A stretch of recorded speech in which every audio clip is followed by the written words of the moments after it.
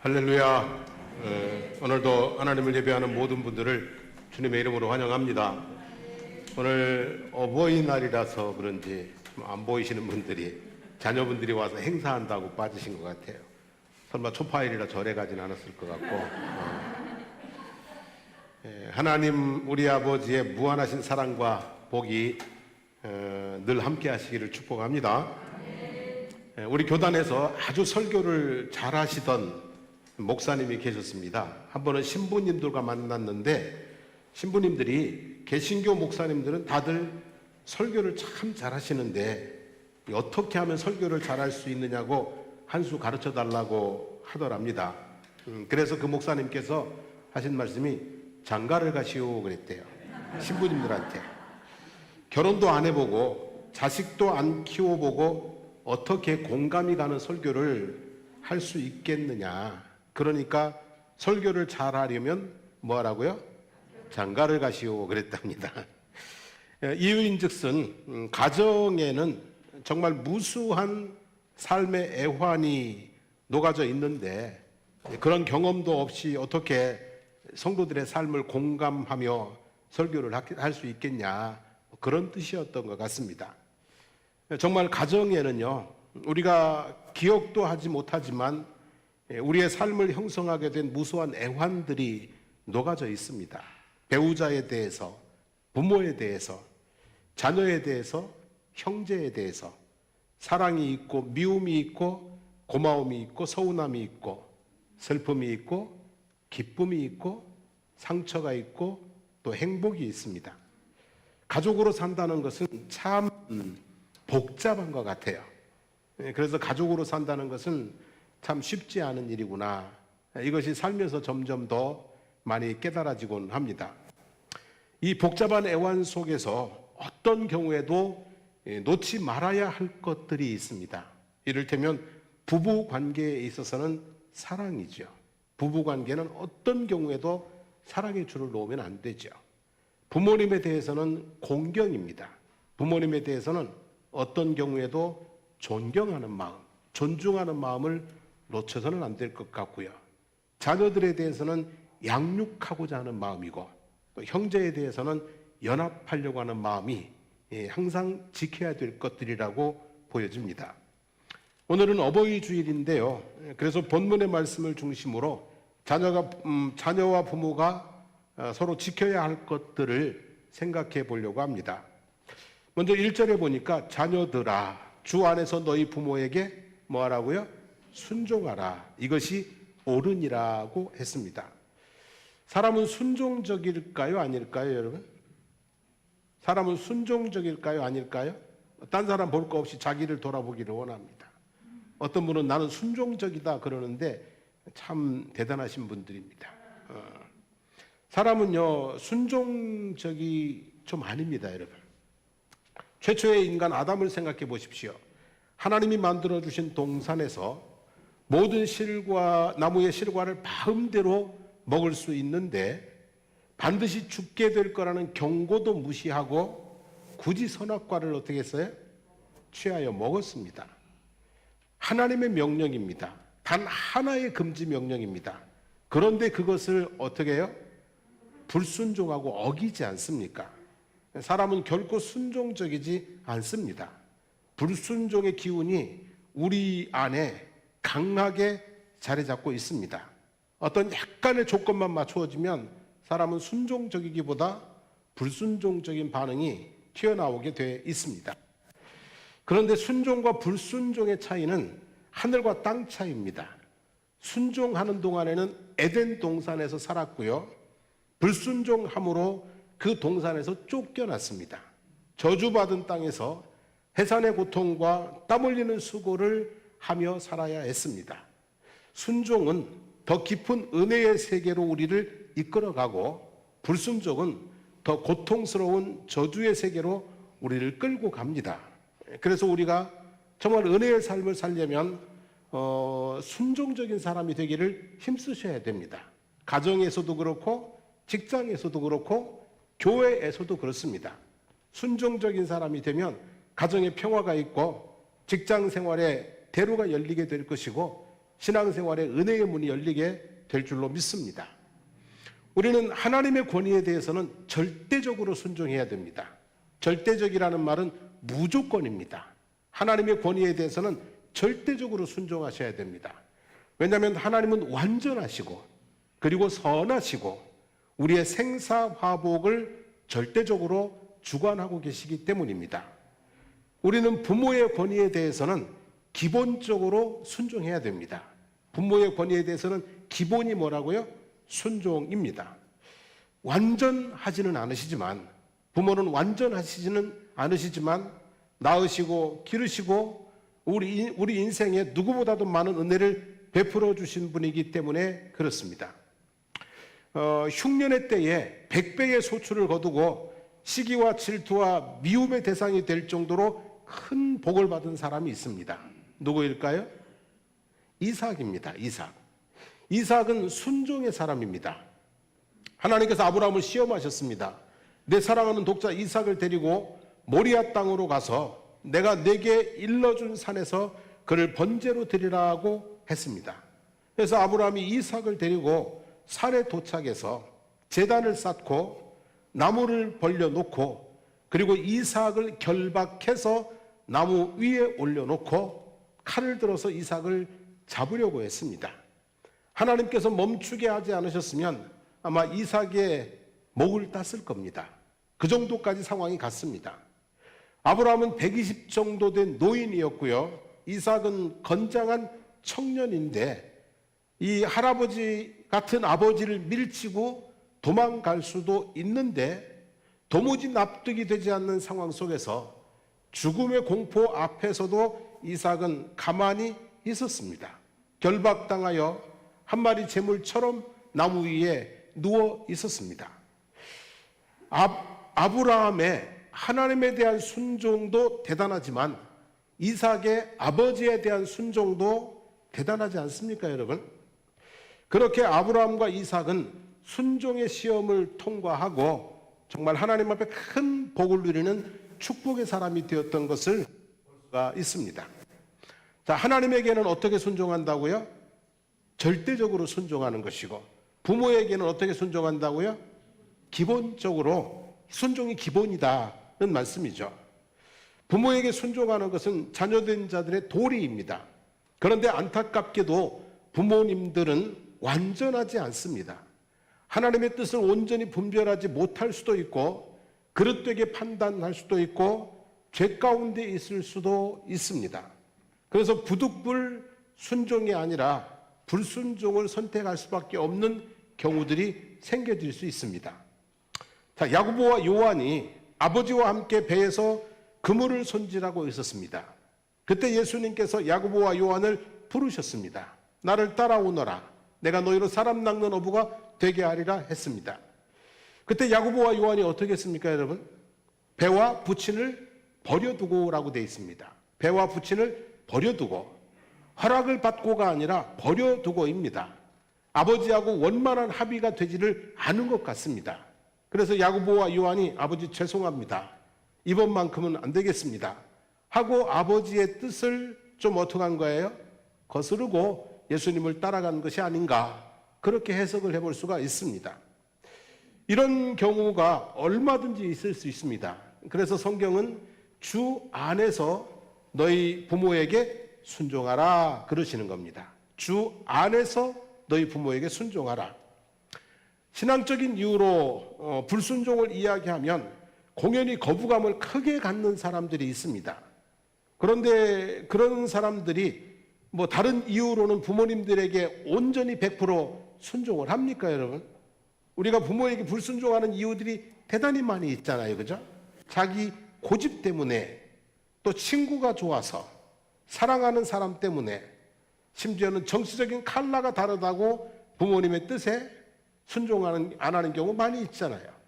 그죠? 대통령 선거할 때도 아버지가 너 누구 찍어라 그러면 천만에요. 자기 고집대로 자기 사람 찍잖아요. 그죠? 여러분, 부모에게 불순종하는 이유들은 참 많이 있습니다. 그 중에 가장 많은 게 자기 고집 때문에 불순종하는 경우들이 참 많이 있거든요. 여러분, 이런 등등의 불순종은 합리적이고 신앙적인 불순종은 불합리적인 것입니까? 오히려 그 반대가 아니겠습니까, 여러분?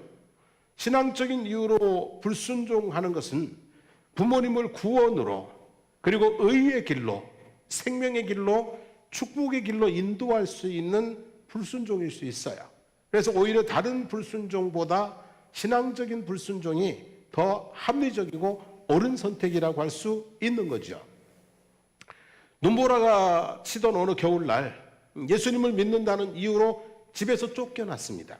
온갖 고생을 다하며 고학으로 신학을 공부했습니다. 맨손으로 지하실에서 개척교회를 시작을 했습니다. 그리고 지금은 약 5만 명의 성도들이 모이는 교회로 부흥이 되어 있습니다. 지금 현재 잘 아시는 어느 교회의 목사님 이야기입니다. 교회 가지 말라는 부모님의 말씀에 순종했으면 어떻게 되었겠습니까?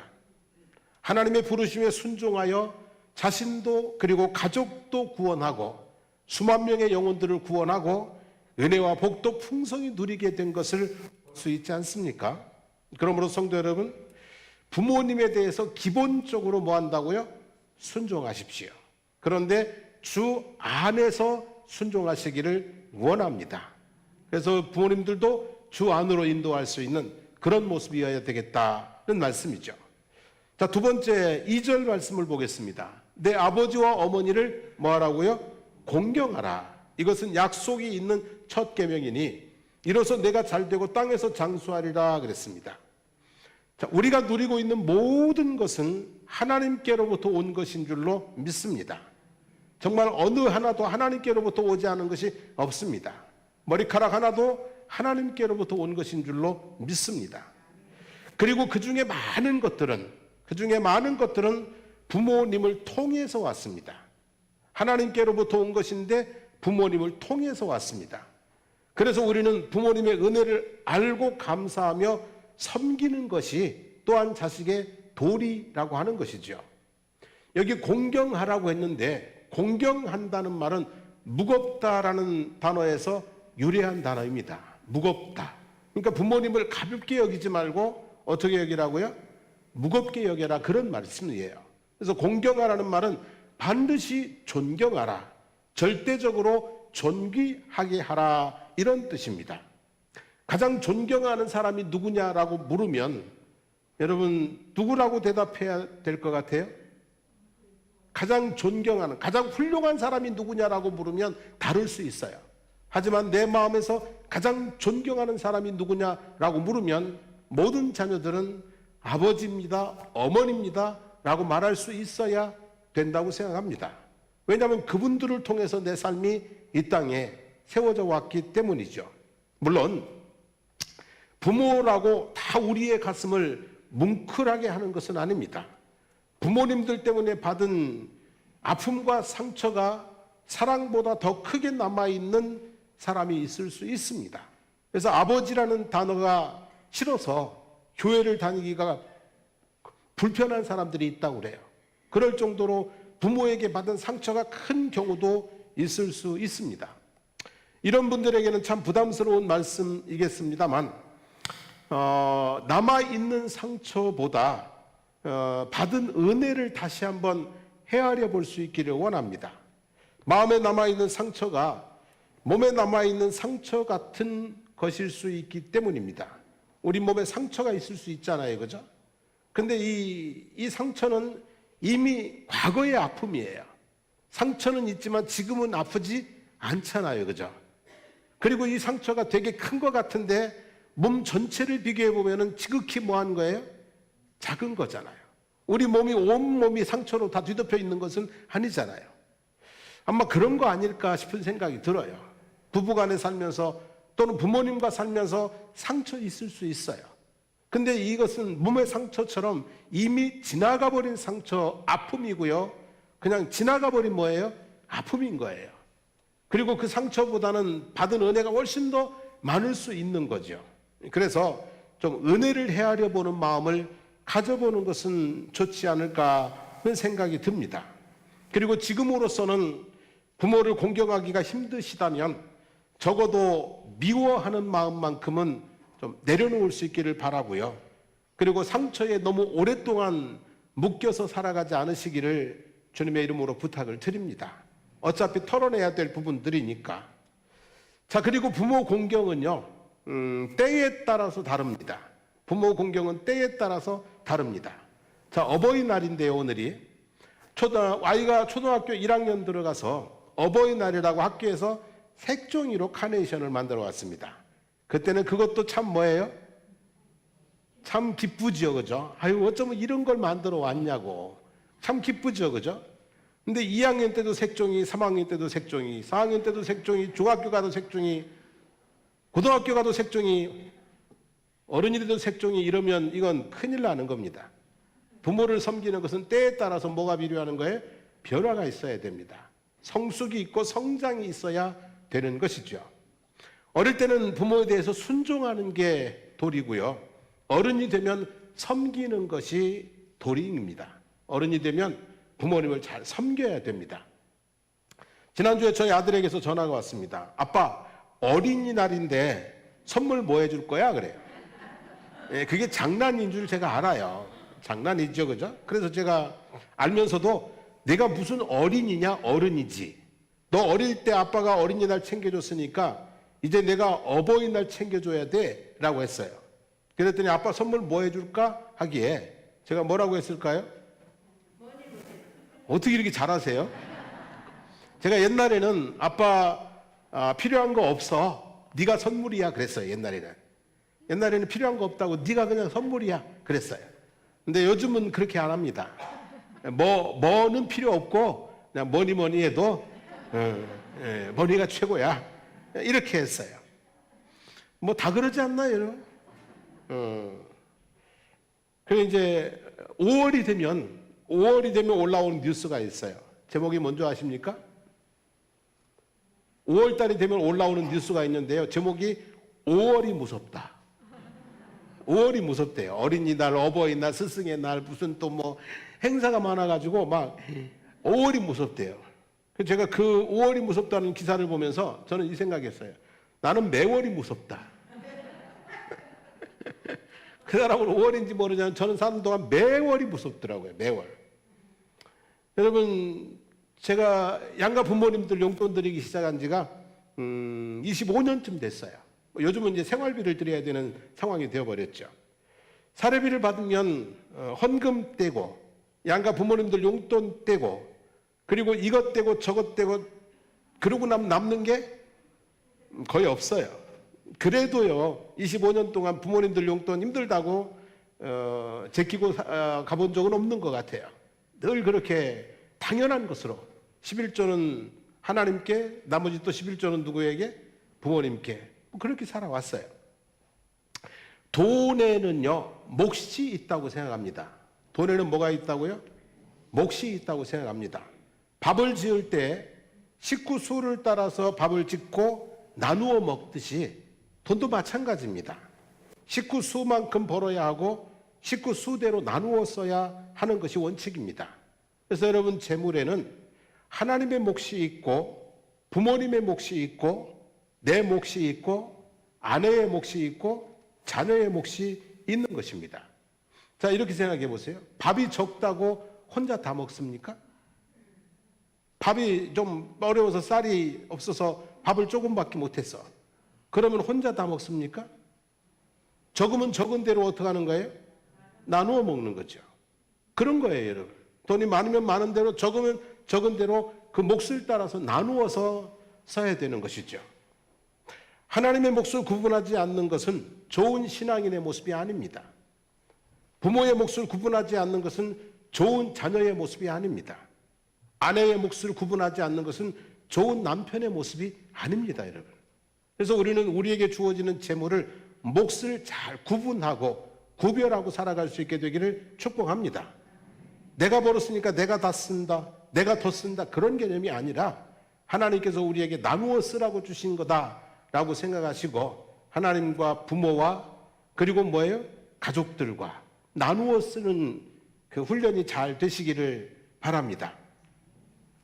지난 6일 한 방송에서 이효리 씨가 친구들과 저녁 식사 중에 이런 얘기를 했어요. 시어머니에게 사랑합니다라고 문자를 보내고 어떤 답이 오는지 한번 보자. 그리고 제안을 했습니다. 그랬더니 같이 밥을 먹던 친구들이 경악을 하면서 문자 한 적 한 번도 없다. 시어머니에게 문자 보낸 적이 한 번도 없다는 거예요. 물론 전화만 했는지 모르겠습니다만 시어머니랑 연락 안 한 지 오래됐다라는 반응을 보였어요. 그런데 효리 씨가 어머니 사랑합니다라고 문자를 보내고 몇 분 후에 시어머니에게 답이 왔는데 나도 막내 아가 사랑해 라고 답이 왔어요. 시어머니 시댁 싫어서 시금치도 안 먹는다고 하는 세상에서 이렇게 살면 참 예쁘지요, 그죠? 또 이렇게 살면 얼마나 즐겁고 행복하겠어요, 여러분. 그죠? 제가 결혼하고서 부모님과 관련해서 아내하고 크게 다툰 적이 한번 있었습니다. 서로 자기 부모 좀 더 챙기려고 하다가 한판 붙은 거예요. 부모님이 뭐 싫어서도 아니고 뭐 문제가 있어서도 아니고 그냥 명절 때 내 부모 좀 더 챙기려고 하다가 한판 붙었어요. 그래서 이제 그날 제가 깨달았어요.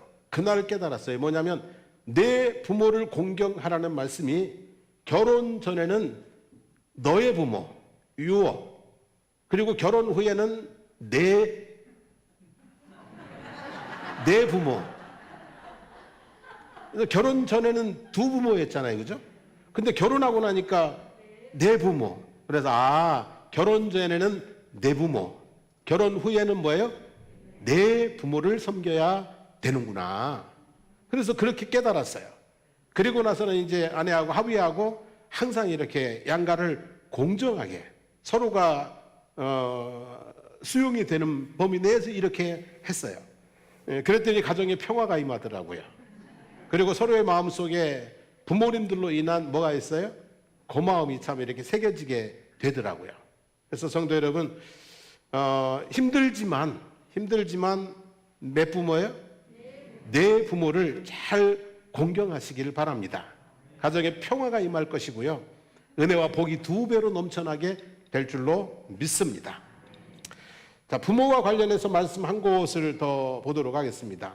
잠언 23장 25절 말씀인데요. 같이 한번 읽어보겠습니다. 내 부모를 즐겁게 하며 너를 낳은 어미를 기쁘게 하라 그랬어요.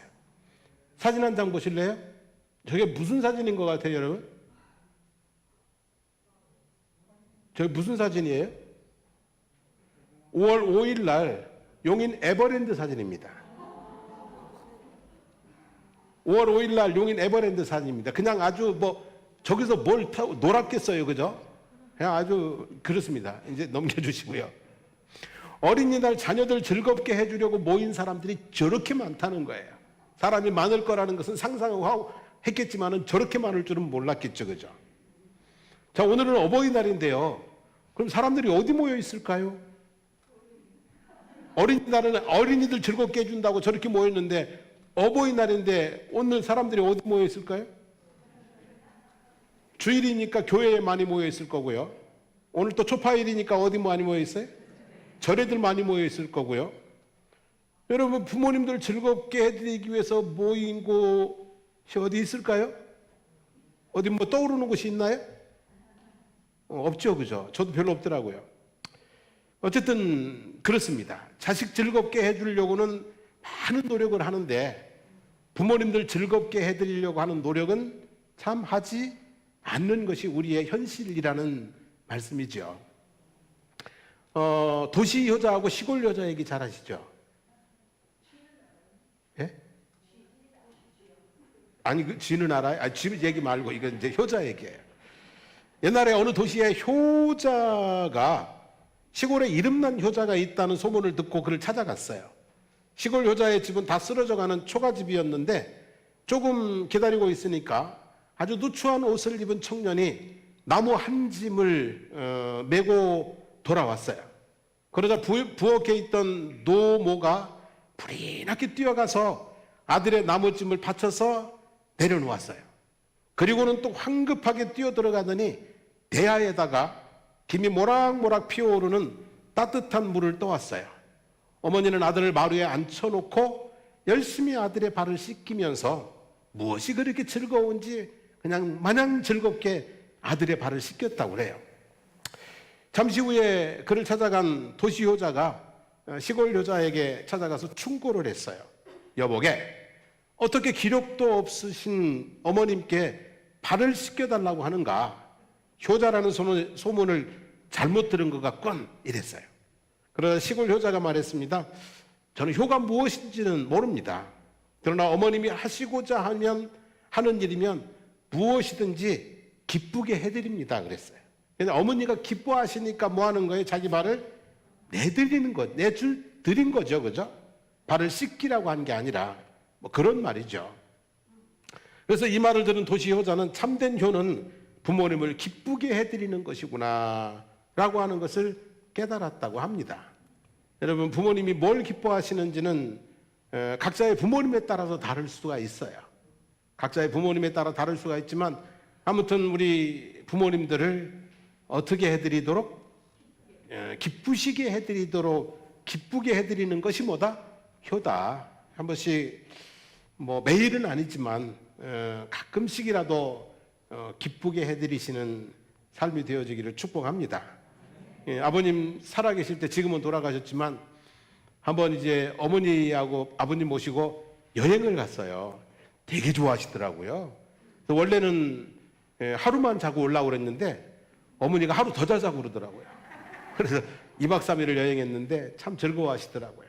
아무튼 뭐 기쁘게 해드리는 그런 모습이 우리 가운데 좀 더 있었으면 좋겠다는 생각입니다. 자, 마지막 절 말씀 한 절 더 보겠습니다. 또 아비들아, 너희 자녀를 노엽게 하지 말고 오직 주의 교훈과 훈계로 양육하라 그랬어요. 여러분, 부모가 되어서 순종이나 공경을 요구하는 것은, 순종이나 공경이나 요구하는 것은 부끄러운 것입니다. 제 입장에서는 그렇습니다. 제가 우리 아이들에게 순종해라, 공경해라 요구하는 것은 부끄러운 것입니다. 이미 즐겁게 감사하는 마음으로 할 수 있도록 해주어야 됩니다. 그래서 효자는 누가 만든다고요? 부모가 만든다고 하는 것이죠. 하나님 빼고 완전한 부모는 없습니다. 그리고 최고의 부모가 되지도 못합니다. 그래도 괜찮습니다. 하지만 좋은 부모는 돼야 됩니다.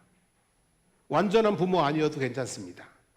최고의 부모 아니어도 괜찮습니다. 하지만 어떤 부모는 돼야 된다고요? 좋은 부모는 돼야 됩니다. 좋은 부모. 좋은 부모가 하지 말아야 할 것이 있습니다. 무엇이냐면 자녀들을 노엽게 하지 않는 것입니다. 자녀들을 화나게 하지 말라는 것입니다. 자녀들 노엽게 하면은요, 해줄 거 다 해주고 공경 못 받습니다. 안 그렇습니까, 여러분? 밥을 안 먹였습니까? 옷을 안 입혔습니까? 학교를 안 보냈습니까? 해줄 거 다 해줬어요. 근데 자녀들을 노엽게 하니까 이 자녀들이 부모를 공경을 해야 하네요? 안 하는 겁니다, 여러분.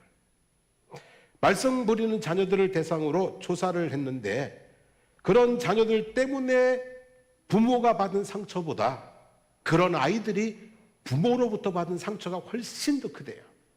그러니까 부모에게 상처받아서 애가 뭐가 되는 거예요? 문제아가 되는 거예요. 그리고 애가 말썽을 피우니까 부모는 또 그것 때문에 뭐 하는 거예요? 상처를 받는 거예요. 뭐 부모에게 상처를 받지 않은 자녀가 어디 있겠습니까? 우리들도 부모님에게 상처 받았고요. 그리고 자녀들에게 또 뭐 했어요? 상처 주고 했지요. 근데 문제는 은혜 받은 기억보다 상처받은 기억이 더 오래 가면 안 됩니다. 그래서 여러분, 우리가 자녀들에게 상처를 좀 덜 주었으면 좋겠고요. 그리고 혹시 상처 준 것이 기억나면 치료해 주시기를 원합니다.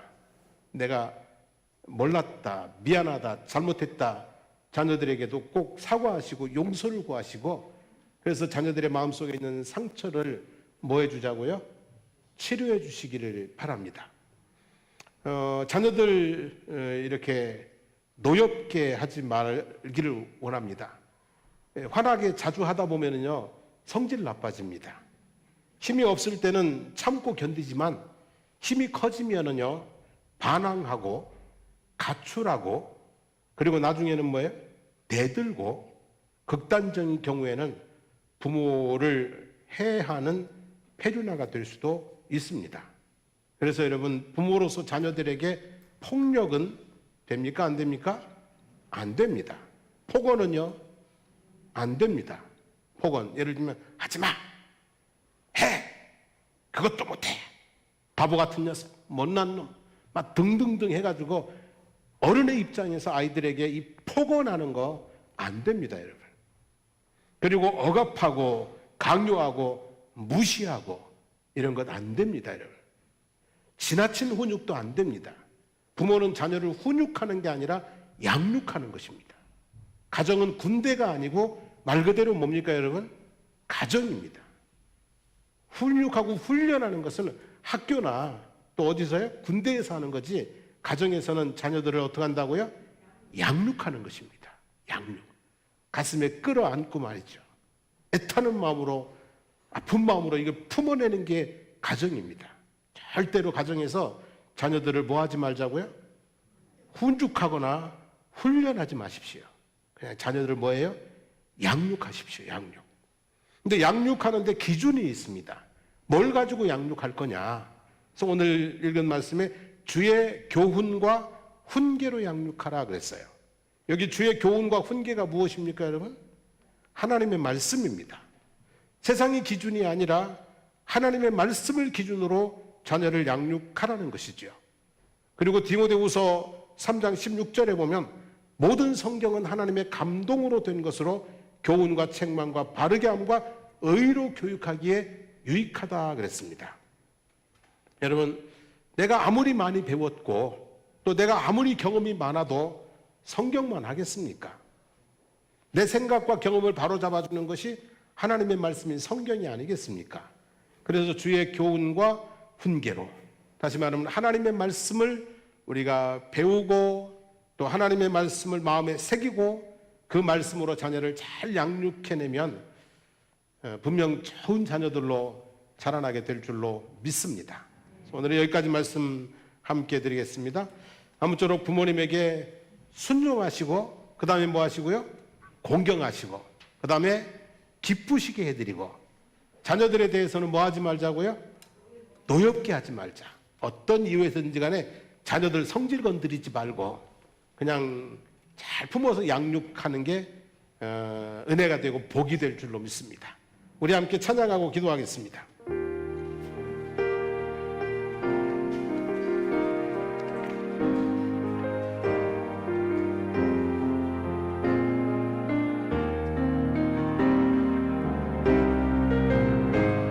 하나님을 아버지라 부르는 자는 좋은 일이 있을 줄로 믿습니다. 하나님 아버지라 부르는 자는 좋은 일이 있으리라. 많이 있으리라. 우리 서로 사랑하며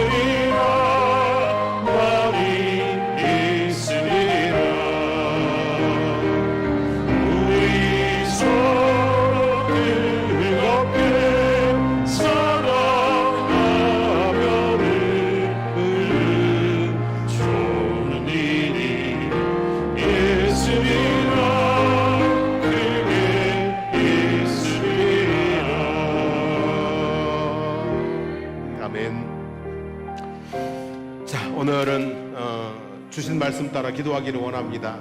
자녀된 분들은 하나님 부모님의 말씀에 주 안에서 순종하기를, 또 형편 따라서 하고 안 하고가 아니라 힘들고 어려워도 늘 부모를 공경하는, 섬기는 삶을 살아갈 수 있도록, 그리고 부모님을 작은 일에서부터 기쁘시게 해드릴 수 있도록 다짐하면서 고백하면서 기도하기를 바라고요.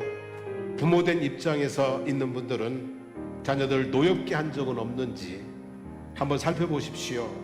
나 때문에 내 아이가 어른이 되어서도 마음에 상처가 있는 것은 아닌지 한번 돌아보기를 원합니다. 그리고 이것이 그랬을 것 같다 싶으면 한번 풀어내는 시간을 가지기를 원합니다. 부모와 자식 간에도 용서 구하고 용서하는 관계가 되어야 될 것 같은데, 그런 부분들 한번 찾아보시면서 또 하나님 앞에 회개하고 도움을 구하는 기도의 시간이 되었으면 좋겠습니다. 우리 한번 말씀 붙들고 주여 부르고 기도하겠습니다. 주여! 살아계신 우리 하나님 아버지, 오늘도 하나님 아버지, 우리가 자녀된 입장에서 부모에 대해서 어떻게 했는지, 부모된 입장에서 자녀들을 어떻게 했는지 하나님 말씀을 통해서 아버지 또 짚어봅니다. 하나님 아버지, 생각해보니 지나온 세월 살면서 부모님들에게 순종하지 못한 적 잔이 많이 있었음을 하나님 아버지 깨닫습니다. 하나님 아버지, 잘 공경하지 못한 적도 너무 많이 있었음을 또 아버지 깨닫습니다. 아버지는 즐겁게 드리기보다 슬프게 드린 적이 많았음을 또한 깨닫습니다. 하나님, 이제라도 하나님 아버지, 살아계신 부모님에게 하나님 순종하게 도와주시고, 아버지는 잘 섬기게 도와주시고, 또 아버지는 작은 일이라도 즐겁게 해드리는 모습으로 남은 생에 효를 다할 수 있도록 저희 도와주시기를 주님 원합니다. 그리고 하나님 아버지, 부모된 입장에서 자녀들을 노엽게 한 적이 있었음을 또한 고백합니다. 아버지, 사랑으로 아버지 하나님 지혜롭게 양육하지 못한 부분도 많이 있었음을 고백합니다. 하나님 용서해 주시고, 이제 주님께서 아버지 하나님 큰 사랑과 지혜를 주셔서 아버지 하나님 다 자란 자녀들이지만 잘 양육해낼 수 있도록 하나님 아버지 붙들어 주시고 인도해 주시기를 원합니다. 아버지, 행복한 가정, 가족관계 세워갈 수 있도록 주여 도와주시옵소서. 아버지, 용서해 주시옵소서. 하나님, 지나온 삶의 시간들 속에서 부모님들에게 잘못한 것들, 충분히 하지 못한 것들 용서해 주십시오. 자녀들에게 잘못한 부분들, 하나님 지혜롭게 하지 못한 부분들 용서해 주십시오. 이제는 살아계신 부모님에게 조금 더 잘할 수 있게 해주시기를 원합니다. 순종하게 하시고 힘써 공경하게 하시고, 그리고 하나님 작은 것이라도 기쁨을 드리도록 노력할 수 있도록 해주시기를 원합니다. 이제 하나님 장성한 자녀들에게라도 하나님 아버지, 하나님의 말씀을 가지고 하나님 잘 가르치고 양육해내서 믿음의 자녀들로 세울 수 있도록 해주시기를 원합니다. 하나님, 자녀들에게 잘못한 부분 많이 있습니다. 하나님, 덮고 지나가지 않게 하시고 자녀들에게 꼭 미안했다고, 잘못했다고, 용서해달라고, 그렇게 하나님 상처를 씻어주고 치료해주고 나아갈 수 있는 그런 겸손한 부모가 되게 저희들을 하나님 붙들어 주시기를 주님 원합니다. 그래서 우리 사랑하는 모든 성도들의 가정에 모든 상처가 다 씻겨지고 온전한 치유와 회복과 그리고 평안함과 감사함이 넘쳐나는 복된 가정들 다 되게 하여 주시옵소서. 오늘도 주님의 이름으로 선포합니다. 이 시간 예수 그리스도의 이름으로 선포하노니 성도들의 몸속에 있는 모든 질병과 고통들은 떠나갈지어다. 마음속에 있는 모든 어두움들이, 우울함, 불안함, 근심, 걱정 떠나갈지어다. 삶을 짓누르고 있는 모든 무거운 짐들이 풀려질지어다. 오직 주의 은혜 가운데서 복을 누리는 성도들의 가정이 되게 하여 주시옵소서. 이제는 우리 주 예수 그리스도의 하나님 은혜와 하나님 우리 아버지의 극진하신 사랑하심과 성령님의 끝날까지 동행하심이 이제 부모를 좀 더 잘 사랑하며 섬기기를, 자녀를 좀 더 잘 사랑하며 양육하기를 다짐하는 우리 모두의 머리 위에 삶의 걸음들 가운데 가정과 가족들 가운데 우리 사랑하는 장성복 교회와 거제지역과 나라와 민족 위에 이제부터 영원토록 함께 하시기를 축원하옵나이다. 아멘.